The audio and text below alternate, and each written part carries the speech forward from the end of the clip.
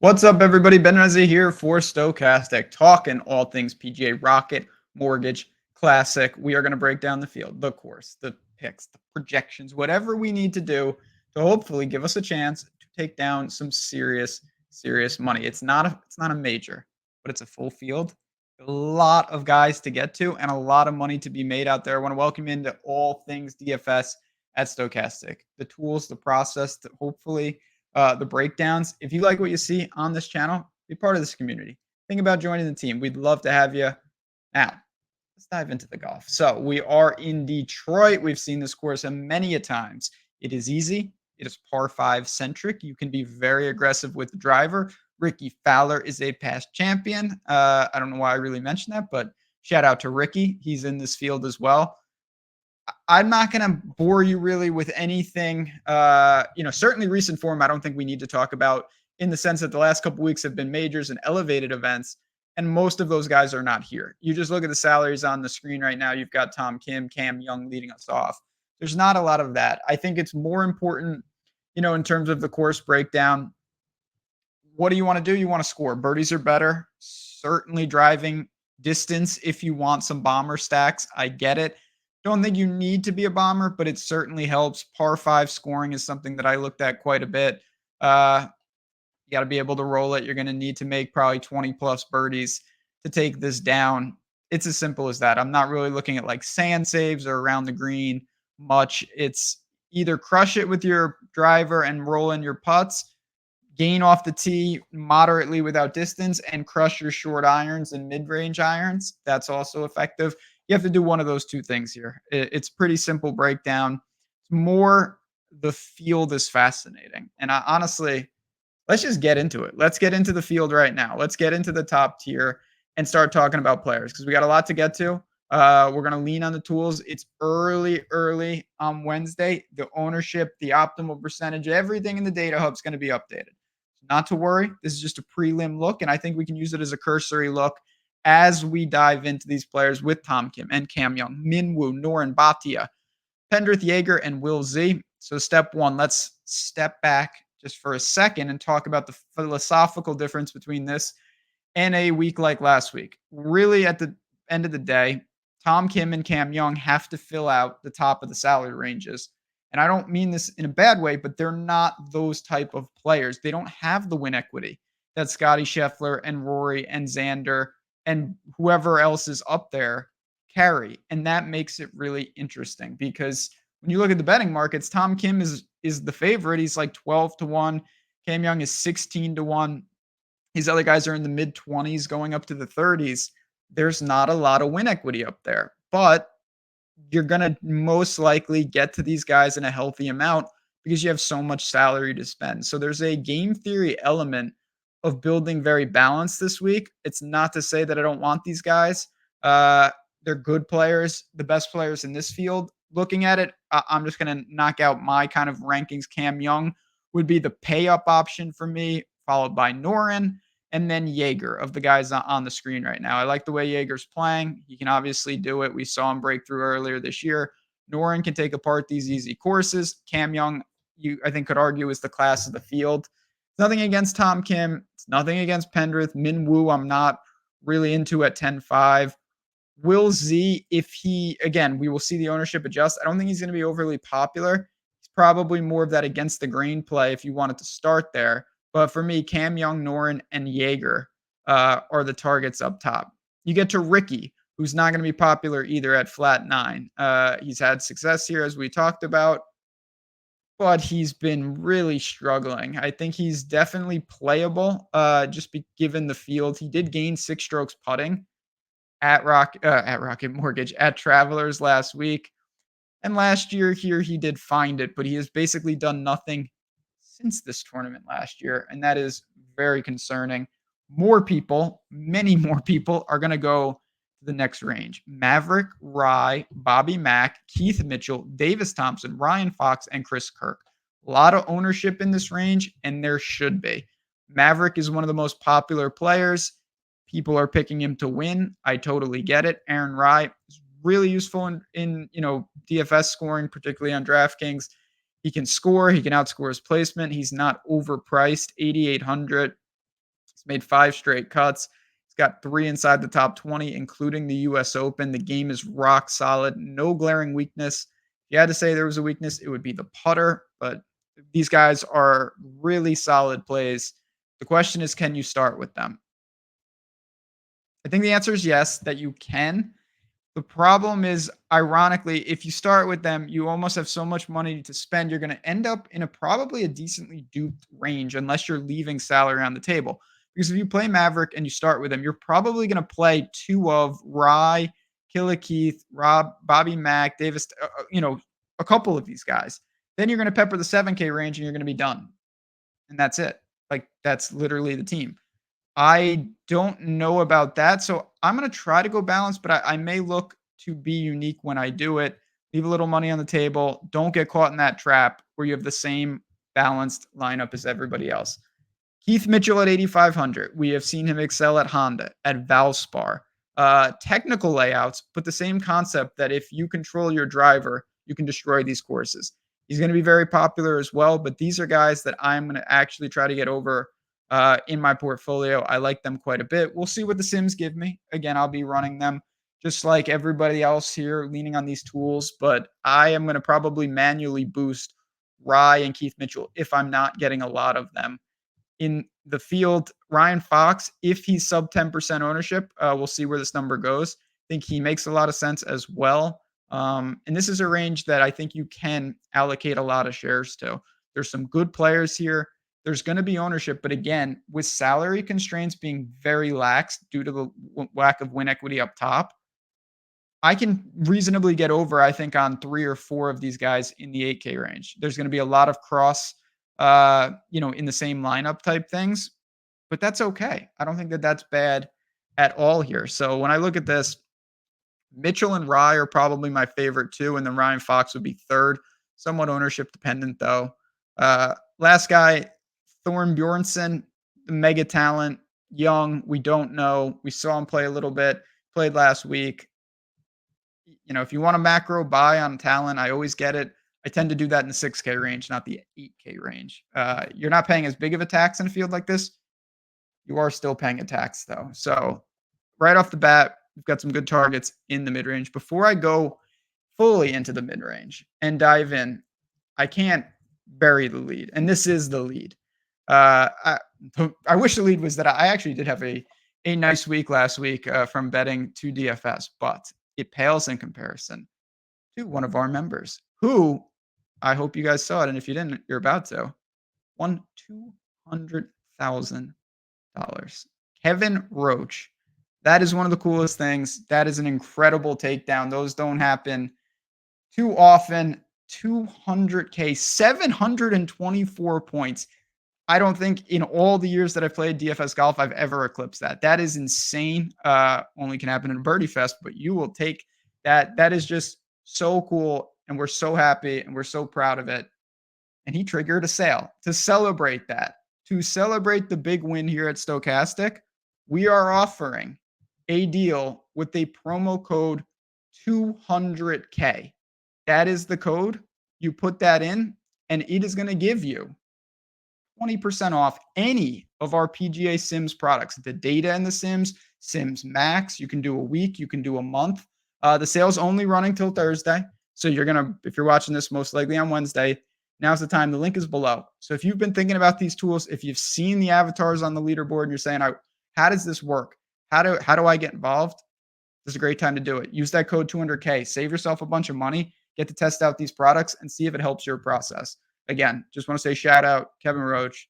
One of the cooler feelings out there, man. Really enjoy that and congratulations. Again, link is below. Now let's get to it. Let's get to the pure mid-range. You've got Ben Griffin, EVR Hubbard, and Svensson. My man Svensson, I actually just have to start there because I have just been playing this guy nonstop, and I'm starting to get paid off on him. He's starting to play some really good golf. He was super useful last week. He's actually the top Canadian in the betting markets. Came in 16th. Finally gained strokes putting. He had lost in 5 of 6 on the green. He gained 1.3 strokes putting, and that was good enough for 16th at Travelers. He comes in here with some momentum. He's made a boatload of cuts. I believe it's 11 straight. This guy's playing good golf, and his price is not adjusted enough. Mark Hubbard hasn't missed a cut all year, but he hasn't done a lot with him either. He's 77. I get it. I think he's kind of a neutral play. EVR Patrick Rogers, if you want to go off the tee heavy. Taylor Moore loves this course, but he's playing awful. And that is a delicate situation. I tend to be underweight on Taylor Moore this week. Nick Dunlap, he can't putt. He's out for me. Matt Wallace, Hogard, Bo Hostler, and Cam Davis. Again, right now, very, very early look. These guys aren't getting a great deal of ownership, and that's not surprising. They grade out pretty neutral. Hogard is someone to keep an eye on. I have a feeling this number is going to change in a big way. So keep that in mind when you're running these. They'll be updated later today. When we get all the information, everything will be good. We get tee times, we got weather, all that stuff coming in. I like Hogard. He's a good player. He's sound. He's got experience in fields that are much stronger than this. Hasn't been playing well. He's got 3 made cuts out of 5. Nothing better than a T35. But it was at the U.S. Open, the PGA Championship. You're talking about majors. This is clearly a drop in competition. And for that reason, I think that Hogard is not an easy play, but certainly in the pool. Scrolling down, Sam Stevens and Lee Hodges are 2 names I want to highlight. Lee Hodges has been really quietly playing some quality golf. He was 12th at the PGA Championship, followed it up with the 12th at Charles Schwab, made the cut at Memorial, and I'm not going to say made the cut at the Travelers, but he was 31st. Just solid golf. And we're talking about a low 7K player. I mean, that could be your last man in on a lot of these teams, and that's very enticing to me. In the pool for sure. Berger's in the pool. He's worked back from injury. He's not the same player at the height of his powers, but in a field like this, I still have some interest there. Luke Clanton. I'm not sure I'm going to get there, but shout out Florida State. Doug Gim. I get it. I do. Want to see that ownership. He fits on a lot of levels. He was playing really good golf early in the year, and then it kind of dissipated. And that is a little worrisome, but you're talking about a $6,900 player with, a ton of experience on tour. He's played the last couple of years. He knows what he's doing. Really good form earlier in the year. He had a stretch of 13th, 12th, 8th, 16th, and 16th. That's 5 straight top 20s on the PGA Tour. That's elite, no doubt about it. Since then, he's really regressed. But again, he made the cut at the PGA Championship, made the cut at Charles Schwab. I think he belongs in the pool. Doug Gim is a good enough player that he absolutely belongs in the pool, and he will be in my player pool. I hope he grades out well. Again, when I run my sims and run my lineups, I would like to see him, and I could manually boost him if we're not getting a lot. This kind of starts the lower range, though, the salary savers. Again, this is where I don't think it's as important as past weeks, just because I'm not sure you're going to have to dip into the crazy 5s or anything. We'll talk about those guys for sure. But names to keep in mind. Rio Hasatuni, a lot of talent. We have seen him make 20 or more birdies in some fields. He really can score. He's a young gun from Japan. He's gotten some reps over here. Well-rounded game. 35th in Canada, 18th at the PGA, 13th at Byron Nelson. Irons are good. What's not to like? Price is right. Don't need a lot in the pool. Think he makes a lot of sense. Andrew Novak. 6,700. Certainly not a guy that's going to, blow you away with, to me, any one skill set. He's just a well-rounded player. He can kind of gain in every area. Just solid. 14th in Canada. He's made 5 of 6 cuts. You look at, he had a really good stretch of 8th, and 9th early this year. That was at Waste Management, Mexico in the Classic. I think there's some comps in there. This is a guy at 6,700. I don't expect him to eclipse anywhere near 10%. If you're looking at 4 and change in ownership, that's something I can get behind. So now we're getting a little dangerous. There's no doubt about it. My guy Tosti is here. Alejandro Tosti. Fellow Argentinian, just like Grillo. 6,600. Extreme wild man. Bomber off the tee. He will get after it. He will make mistakes. He will make scores. He will make numbers, but he can really help you. He was on fire at Charles Schwab with his irons.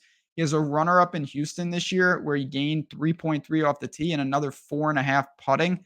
That's the formula I want. I think you can comp this to Houston. Toasty's got that ability. It's very erratic. He's got miscut equity up and down the board. But if you're looking for tournament-centric lineups, if you're looking for a GPP target that I don't expect to be popular, Alejandro Tosti, I bet him at 90-1 out there. I think that this guy absolutely has some of the skills to take it down. Vegas and List are bombers. Schmidt is a bomber. Justin Lauer is not. He's more of a putting-centric specialist. And you start to see here, the ownership on these guys is very low. Some of them may get over 5% when it's all said and done, but I don't anticipate a lot of that in this. I can zoom in a little bit. Apologies. But when I look at these guys, this is a pretty barren range. I think that Jake Knapp is an interesting case study at 6,400. What I mean by that is, and I kind of just asked the question to the audience, when you step up in competition and play poorly, what does that really mean? Because Jake Knapp won in Mexico, followed up with a fourth at the Classic. He made 4, 5, 6 out of 7 cuts after that, playing pretty good golf, including he made the cut at the Masters. Then he missed the cut at the PGA, another major. He missed the cut at the Memorial, brutal course. Missed the cut at the US Open, a major, and he came in 48th at Travelers, elevated event. He is playing against the best players in the world at some of the toughest courses that the tour has to offer. If he wasn't in those fields, would we feel stronger about him? Or are we saying, man, we're seeing him really struggle. I don't want to go there. That is that delicate balance that I think is very difficult to juggle with a player like that who stepped up, and maybe because he stepped up, has struggled with his game. And now he gets to go back to a course that he should fit a lot better, but with bad form. I think that all in all, it makes him more playable than not, but you do have to assess that risk. Neil Shipley, another young gun, certainly someone that you want to keep your eye on in life, could be really talented, just turned pro. I don't think you need to go down here, though. Joel Dahman is a name that I'm going to target if I pay up. Say I go like Cam Young Noren, and I really need to dig, I'll go to Joel Dahman.